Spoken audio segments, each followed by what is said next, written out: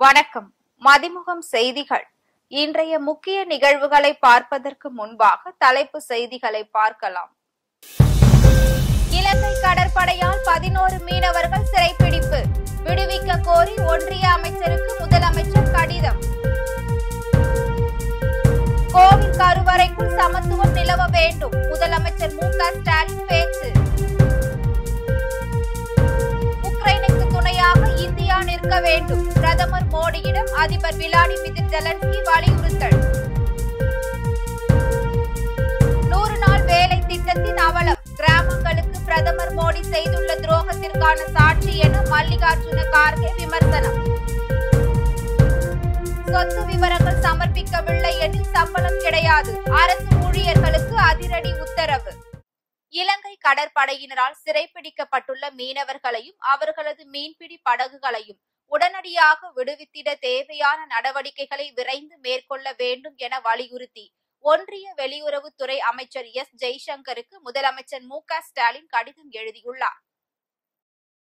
இது தொடர்பாக தமிழ்நாடு முதலமைச்சர் மு.க. ஸ்டாலின் ஒன்றிய வெளியுறவுத்துறை அமைச்சர் டாக்டர் எஸ். ஜெய்சங்கருக்கு எழுதியுள்ள கடிதத்தில் நாகப்பட்டினம் மாவட்டத்தை சேர்ந்த 11 மீனவர்களும் அவர்களது மீன்பிடி விசைப்படகும் இலங்கை கடற்படையினரால் சிறைப்பிடிக்கப்பட்டுள்ளதை சுட்டிக்காட்டியுள்ளார். இதுபோன்ற நிகழ்வுகள் தொடர்ந்து நடைபெற்று வருவதை தான் ஏற்கனவே பலமுறை சுட்டிக்காட்டியுள்ளதாகவும் 2024ஆம் ஆண்டில் மட்டும் இதுவரை 324 மீனவர்களும் 44 படகுகளும் இலங்கை கடற்படையினரால் சிறைப்பிடிக்கப்பட்டுள்ளதாக முதலமைச்சர் தெரிவித்துள்ளார். இதுபோன்ற தொடர் கைது நடவடிக்கைகளால் தமிழ்நாட்டு மீனவ சமூகத்தினர் பெரும் இன்னல்களை சந்தித்து வருவதுடன் அவர்களது வாழ்வாதாரம் கடுமையாக பாதிக்கப்படுவதாகவும் குறிப்பிட்டுள்ளார்.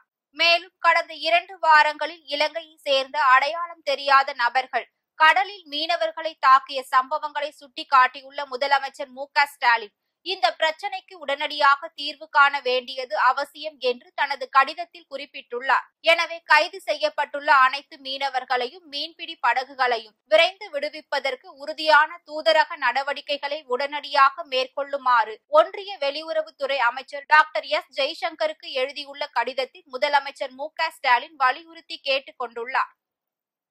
பழனியில் அனைத்துலக முத்தமிழ் முருகன் மாநாட்டை தொடங்கி வைத்த முதலமைச்சர் மு.க. ஸ்டாலின் கோவில் கருவறைக்குள் சமத்துவம் நிலவ வேண்டும் என்று வலியுறுத்தினார்.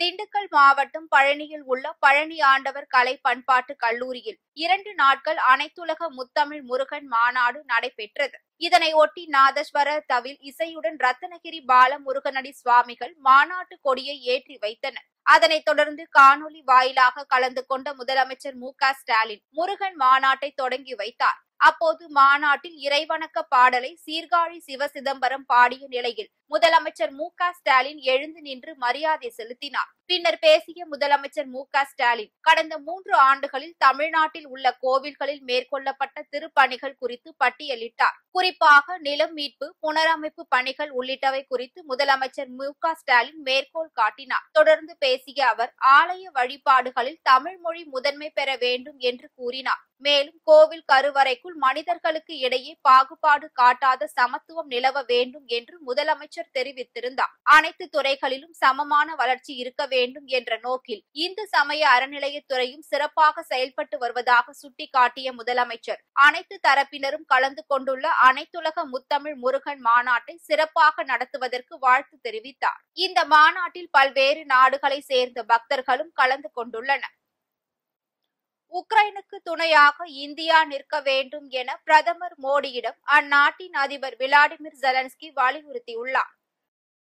2 நாள் போலாந்து பயணத்தை முடித்துக் கொண்டு அங்கிருந்து சுமார் 10 மணி நேரம் ரயில் பயணம் மூலம் உக்ரைன் தலைநகர் கீவுக்கு பிரதமர் மோடி சென்றடைந்தார். பின்னர் பலத்த பாதுகாப்புடன் கீவில் உள்ள தேசிய அருங்காட்சியகத்திற்கு சென்ற பிரதமர் மோடியை உக்ரைன் அதிபர் ஜெலன்ஸ்கி ஆற தழுவி வரவேற்றார். அங்கு இரு நாட்டு தலைவர்களும் பல்வேறு விவகாரங்கள் குறித்து சுமார் 3 மணி நேரம் பேச்சுவார்த்தையில் ஈடுபட்டனர். அதன் பின்னர் செய்தியாளர்களிடம் பேசிய பிரதமர் மோடி போரால் பாதிக்கப்பட்ட உக்ரைனுக்கு உதவுவதில் மற்ற நாடுகளை விட இந்தியா 2 அடி முன்னால் இருப்பதாகவும் போரில் உயிரிழந்த குழந்தைகளை நினைக்கும் போது மனம் துடிப்பதாகவும் வேதனையுடன் தெரிவித்தார். எந்த ஒரு போரிலும் இந்தியா நடுநிலையை கடைபிடிப்பது கிடையாது என கூறிய பிரதமர் மோடி இந்தியா எப்பொழுதும் அமைதியின் பக்கம் நிற்பதாக கூறினார். இதற்கு மறுமுனையில் இருந்து பதிலளித்த உக்ரைன் அதிபர் ஜெலன்ஸ்கி, உக்ரைனுக்கு துணையாக இந்தியா நிற்க வேண்டும் எனவும் சமநிலையை கடைபிடிக்க வேண்டாம் என தான் விரும்புவதாக கூறினார். இந்தியா மிக பெரும் நாடு என கூறிய ஜெலன்ஸ்கி, தங்களின் செல்வாக்கை பயன்படுத்தி ரஷ்ய அதிபர் புதின் மற்றும் அவர்களுடனான பொருளாதாரத்தை நிறுத்தலாம் என கூறினார். அதன் பின்னர் மருத்துவம், வேளாண்மை, கலாச்சாரம் தொடர்பாக 4 ஒப்பந்தங்கள் கையெழுத்திடப்பட்டது. இதனிடையே போலாந்து உக்ரைன் சுற்றுப்பயணத்தை முடித்துக் கொண்டு நாடு திரும்பிய பிரதமர் மோடிக்கு டெல்லி விமான நிலையத்தில் உற்சாக வரவேற்பு அளிக்கப்பட்டது. 100 நாள் வேலை திட்டத்தின் அவலம் நிலையை இந்திய கிராமங்களுக்கு பிரதமர் மோடி செய்துள்ள துரோகத்திற்கான சாட்சி என காங்கிரஸ் தலைவர் மல்லிகார்ஜுன கார்கே காட்டமாக விமர்சித்துள்ளார். 2005ஆம் ஆண்டு ஆகஸ்ட் 23ஆம் தேதி காங்கிரஸ் தலைமையிலான ஐக்கிய முற்போக்கு கூட்டணி ஆட்சியில் கோடிக்கணக்கான கிராமப்புற மக்களின் வேலை உரிமையை உறுதி செய்யும் வகையில் 100 நாள் வேலை திட்டம் அறிமுகப்படுத்தப்பட்டதாக எக்ஸ் தளத்தில் கார்கே பதிவிட்டுள்ளார். ஆனால் இப்போது குறைந்த ஊதியம், நிச்சயமற்ற வேலை நாட்கள், வேலை அட்டை திடீரென ரத்தாவது என பல்வேறு சிக்கல்களுடன் 13 கோடி பேர் வேலை செய்வதாக விமர்சித்துள்ளார். தொழில்நுட்பம், ஆதார் என்று பல்வேறு காரணங்களை சொல்லி மோடி அரசு 7 கோடி பேரின் வேலை உரிமை அட்டைகள் ரத்து செய்துள்ளதாக குற்றம் சாட்டியுள்ள கார்கே, கடந்த 10 ஆண்டுகளில் இல்லாத அளவிற்கு இம்முறை பட்ஜெட்டில் 100 நாள் வேலை திட்டத்திற்கு குறைவான நிதி ஒதுக்கப்பட்டுள்ளதாக குறிப்பிட்டுள்ளார். அண்மையில் நாடாளுமன்ற நிலைக்குழு வெளியிட்டுள்ள அறிக்கையில் 100 நாள் வேலைக்கான போதுமானதாக இல்லை என்று குறிப்பிடப்பட்டு இருந்ததை சுட்டிக்காட்டியுள்ள கார்கே, உத்தரப்பிரதேசத்திற்கான தினக்கூலி 2014 இருந்து இப்போது வரை வெறும் 4% மட்டுமே அதிகரித்துள்ளது. ஆனால் பணவீக்கம் பல மடங்கு அதிகரித்து விட்டது என்று தெரிவித்துள்ளார். 100 நாள் வேலை திட்டத்தை முடக்குவதன் மூலம் கிராமப்புற ஏழைகள் மீதான மோடி அரசின் அக்கறையின்மை தொடர்கிறது என்றும், இதுவே இந்திய கிராமங்களுக்கு பிரதமர் மோடி செய்துள்ள துரோகத்திற்கான சாட்சி எனவும் கார்கே காட்டமாக விமர்சித்துள்ளார். அரசு பணியாளர்கள் தங்களின் அசையும் அசையா சொத்து விவரங்களை ஆகஸ்ட் 31ஆம் தேதிக்குள் சமர்ப்பிக்காவிட்டால் இந்த மாத சம்பளம் வழங்கப்படாது என உத்தரப்பிரதேச முதலமைச்சர் யோகி ஆதித்யநாத் தெரிவித்துள்ளார். உத்தரப்பிரதேச அரசு நிர்வாகத்தில் நடக்கும் ஊழலை தடுக்கும் வகையில் அரசு பணியாளர்கள் தங்களின் அசையும் அசையா சொத்து விவரங்களை இந்த மாதம் 31ஆம் தேதிக்குள் விவரங்களை ஆன்லைனில் சமர்ப்பிக்காவிட்டால் அரசு பணியாளர்களுக்கு சம்பளம் வழங்கப்படாது எனவும் தெரிவித்துள்ளார். யாரெல்லாம் விவரங்களை சமர்ப்பிக்கிறார்களோ அவர்களுக்கு மட்டுமே ஊதியம் வழங்கப்படும் எனவும் முதலமைச்சர் யோகி ஆதித்யநாத் அறிவித்துள்ளார். அரசு பலமுறை காலக்கெடுவை நீட்டித்தும் இன்னும் 13 லட்சம் அரசு ஊழியர்கள் தங்களது சொத்து விவரங்களை தாக்கல் செய்யாத காரணத்தால் இந்த உத்தரவு பிறப்பிக்கப்பட்டுள்ளது. சத்தீஸ்கரின் ராய்ப்பூர் மாவட்டத்தில் உள்ள சம்பரன் நகரில் உள்ள மகாபிரபு வல்லபாச்சாரியா ஆசிரமத்தில் அமித்ஷா வழிபாடு மேற்கொண்டார்.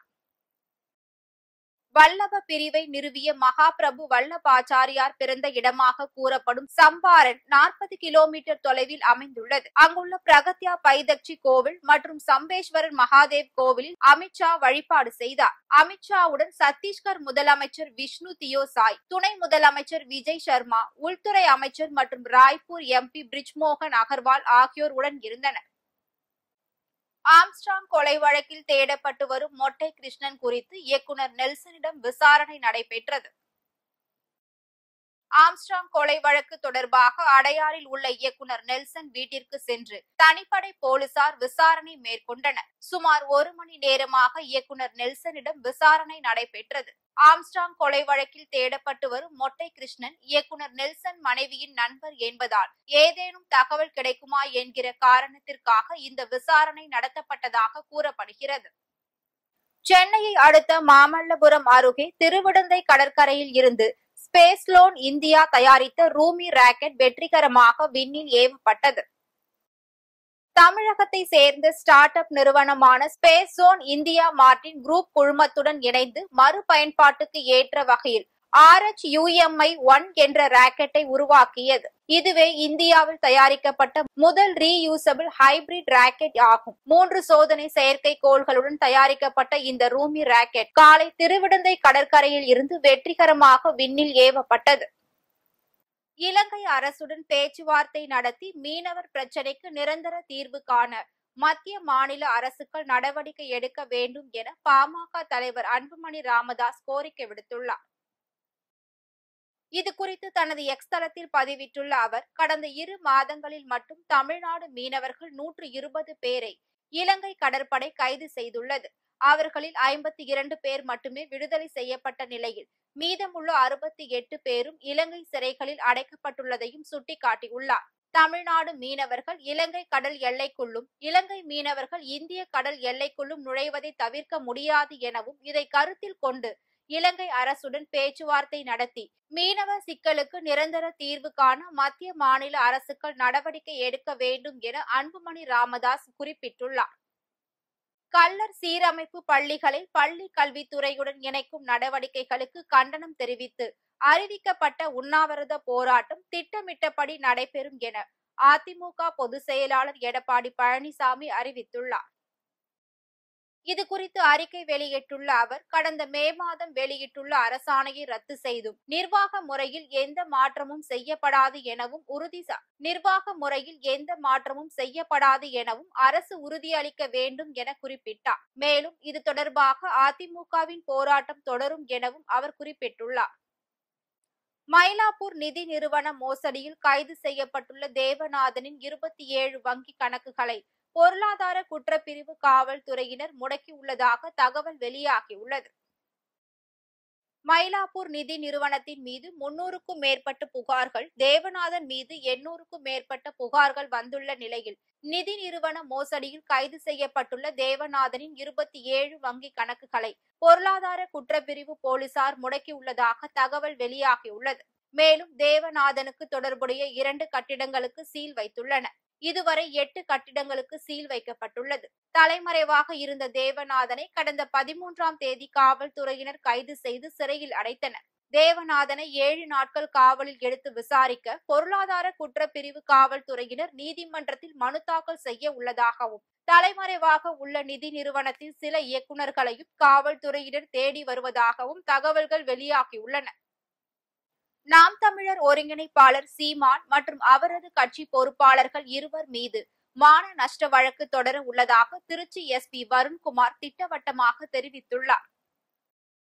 திருச்சி மாவட்ட எஸ்பியாக பொறுப்பு வகிப்பவர் IPS வருண்குமார். இவரது மனைவி வந்திதா பாண்டே புதுக்கோட்டை மாவட்ட எஸ்பியாக பதவி வகித்து வருகிறார். சமீப நாட்களாக நாம் தமிழர் கட்சி ஒருங்கிணைப்பாளர் சீமான் தூண்டுதலின் பேரில் இவர்கள் இருவருக்கும் எதிராக இணையத்தில் அவதூறு கருத்துக்கள் பரப்பப்பட்டு வருவதாக குற்றம் சாட்டப்பட்டது. இந்நிலையில் எக்ஸ் தளத்தில் இருந்து தானும் தனது மனைவியும் விலகுவதாக எஸ்பி வருண்குமார் தெரிவித்துள்ளார். இது தொடர்பாக அவர் வெளியிட்டுள்ள அறிக்கையில், ஒரு சராசரி குடும்ப நபராக குழந்தைகள், பெற்றோர்கள் மீது கொண்டுள்ள அக்கறை காரணமாக எக்ஸ் வலைதள பக்கத்தில் இணைய உரையாடல்களில் இருந்து தானும் தனது மனைவியும் தற்காலிகமாக விலக முடிவு எடுத்துள்ளதாக குறிப்பிட்டுள்ளார். மேலும் இதனை பயத்தினாலோ அருவருப்பினாலோ செய்யவில்லை என்று தெரிவித்த வருண்குமார், வக்கிர புத்தியும் கொடூர எண்ணமும் கொண்டவர்கள்தான் இதற்காக அவமானப்பட வேண்டும் என்று பதிவிட்டுள்ளார். இதனைத் தொடர்ந்து நாம் தமிழர் கட்சி தலைமை ஒருங்கிணைப்பாளர் சீமான் 2 பொறுப்பாளர்கள் மீது மான நஷ்ட வழக்கு தொடர உள்ளதாகவும் திருச்சி மாவட்ட எஸ்பி வருண்குமார் திட்டவட்டமாக தெரிவித்துள்ளார்.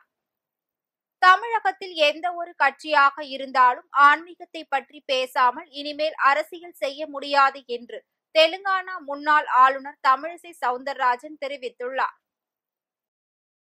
கோவையில் பல்வேறு நிகழ்ச்சிகளில் கலந்து கொள்வதற்காக கோவை விமான நிலையம் வந்த அவர் செய்தியாளர்களிடம் பேசுகையில் இவ்வாறு தெரிவித்திருந்தார். கோவை உட்பட தமிழகம் முழுவதும் உள்ள மருத்துவ மாணவர்களின் பாதுகாப்பு உறுதி செய்யப்பட வேண்டும் எனவும் தமிழிசை சவுந்தரராஜன் வலியுறுத்தினார்.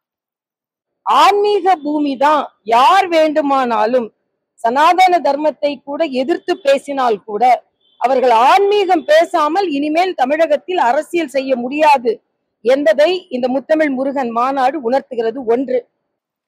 வேலூர் ஐஸ்வர்யா மருத்துவமனை மூலம் 5000 பேருக்கு குழந்தை பிறந்துள்ளதாக மருத்துவமனை இயக்குனர் டாக்டர் வேலுசாமி பெருமிதம் தெரிவித்தார். வேலூர் மாவட்டம் சத்துவாச்சாரியில் ஐஸ்வர்யா கருத்தரித்தல் மையத்தின் 3ஆம் ஆண்டு விழா மருத்துவமனையின் இயக்குநர் டாக்டர் வேலுசாமி தலைமையில் நடைபெற்றது. இதில் சிறப்பு அழைப்பாளராக வேலூர் மாநகராட்சியின் துணை மேயர் சுனில் கலந்து கொண்டு விழாவை குத்துவிளக்கேற்றி துவக்கி வைத்தார். இதில் மருத்துவர் விஸ்வஜா உள்ளிட்டோர் பங்கேற்றனர். ஐஸ்வர்யா கருத்தரித்தல் மையத்தின் 3ஆம் ஆண்டு விழாவை கொண்டாடும் விதமாக கேக் வெட்டி கொண்டாடப்பட்டது. இந்த விழாவில் மருத்துவமனையின் மூலம் பயனடைந்து குழந்தையை பெற்ற தாய்மார்கள் திரளானோரும் பங்கேற்றனர். அவர்களுக்கு பல பரிசுகளும் வழங்கப்பட்டது. பின்னர் விழாவில் பேசிய ஐஸ்வர்யா மருத்துவமனையின் இயக்குநர் வேலுசாமி, நாடு முழுவதும் குழந்தையில்லா தம்பதியருக்கு குழந்தை பெற மருத்துவ சேவையை ஐஸ்வர்யா மருத்துவமனை அளித்து வருவதாகவும் இதுவரை 1 லட்சம் பேர் பயனடைந்துள்ளதாக தெரிவித்தார். பல்வேறு மாவட்டங்களில் நடைபெற்ற நிகழ்வுகளை களத்தில் மதிமுகம் பகுதியில் பார்க்கலாம்.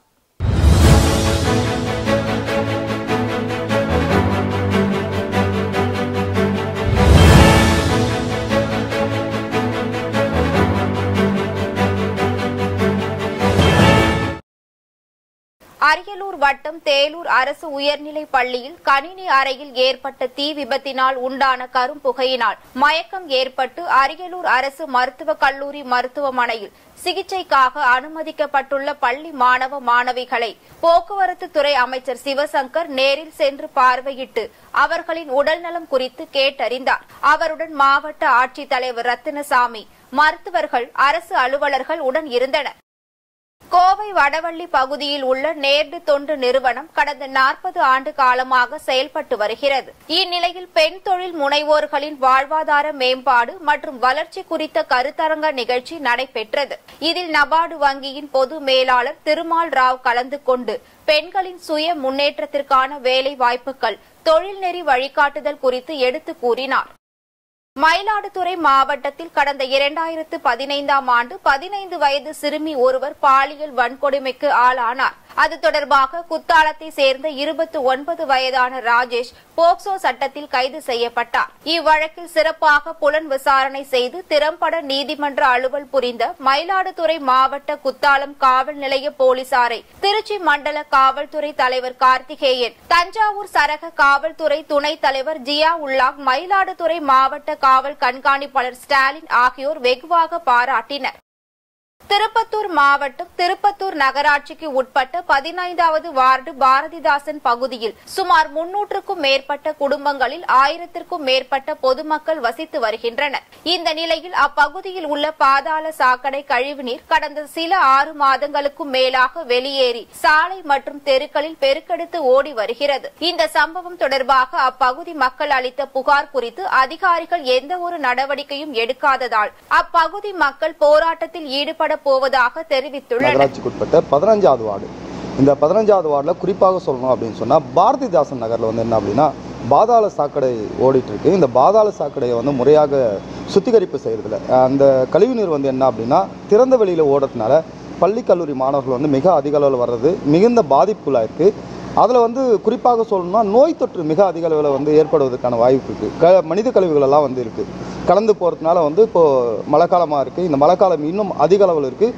தொடர்ந்து பல மாதங்களாக இப்படி தான் இருக்குது. அந்த வார்டு கவுன்சிலர் கிட்ட நாங்கள் பல முறை புகார் தெரிவித்தும் கூட எந்த விதமான நடவடிக்கை எடுக்கல. இது ரொம்ப வருத்தமாக இருக்குது. ஏன் அப்படின்னா இன்றைக்கி நிறைய நோய் தொற்று ஏற்படுறதுனால பள்ளி மாணவர்கள் சரியான முறையில் பள்ளிக்கு போகிறதில்ல. இந்த பிரச்சனை வெறும் 15வது வார்டில் மட்டும்தான் இருக்குதா அப்படின்னு சொன்னால் திருப்பத்தூரோட 36வது வார்டில் அத்தனை வார்டுகளையும் இந்த மாதிரியான ஒரு பிரச்சனைகள் இருக்குது. உடனடியாக இது கண்டிக்குரிய ஒரு விஷயமா இருக்குது. உடனடியாக நடவடிக்கை எடுக்க வேண்டும் எங்களுடைய கோரிக்கையாக இருக்கிறது.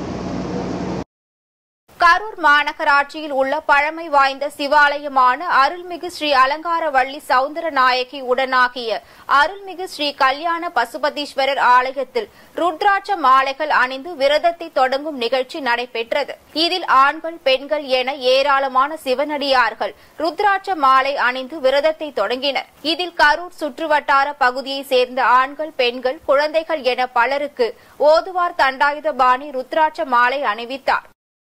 திருவண்ணாமலை மாவட்டம் செங்கம் அடுத்த புதுப்பட்டு கிராமத்தை சேர்ந்த குணசேகரன் மற்றும் சம்பத் ஆகிய இருவரும் அரசுக்கு சொந்தமான சுமார் 10 சென்ட் புறம்போக்கு இடத்தில் பல ஆண்டுகளாக விவசாயம் செய்து வந்துள்ளனர். இந்நிலையில் அரசுக்கு சொந்தமான இடத்தை ஆக்கிரமித்ததால் ஜேசிபி இயந்திரம் கொண்டு அப்புறப்படுத்தினர்.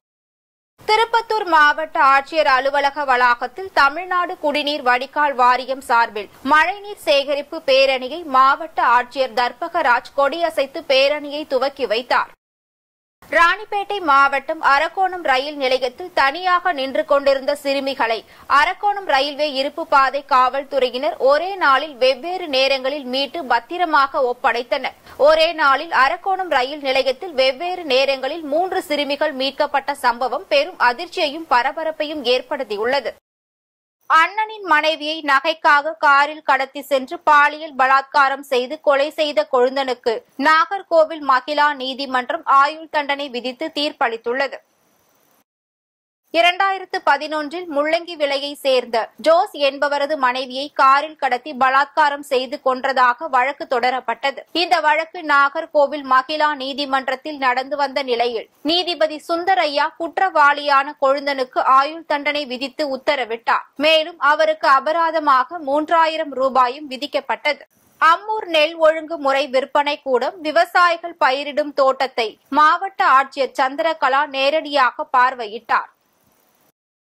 ராணிப்பேட்டை மாவட்டம் வாலாஜாபேட்டை அடுத்த அம்மூர் பகுதியில் இயங்கி வரும் ஒழுங்குமுறை விற்பனை கூடத்தில் ராணிப்பேட்டை மாவட்ட ஆட்சியர் சந்திரகலா நேரில் பார்வையிட்டு ஆய்வு செய்தார். ஆய்வின் போது நெல் மூட்டைகளின் அளவு, ஆய்வகம், நெல் மூட்டைகள் வைக்கப்படும் குடோன் போன்றவற்றை பார்வையிட்டு ஆய்வு செய்தார். அதனைத் தொடர்ந்து அங்கு பணிபுரியும் மூட்டை தூக்கும் தொழிலாளர்கள் தாங்கள் பணிபுரியும் போது மின் ஒயர் தாழ்வான கீழ் பகுதியில் உள்ளதாகவும் அதனை உடனடியாக அப்புறப்படுத்தி தர வேண்டும் என மாவட்ட ஆட்சியரிடம் கோரிக்கை வைத்தனர். தொடர்ந்து வேலம்புதூர் கிராமத்தில் விவசாயிகளின் தோட்டத்திற்கு வருகை தந்த ஆட்சியர் அங்கு பயிரிடப்படும் வெண்டைக்காய், புடலங்காய், துவரை, பப்பாளி செடி கொடிகளின் தன்மை குறித்து கேட்டறிந்தார்.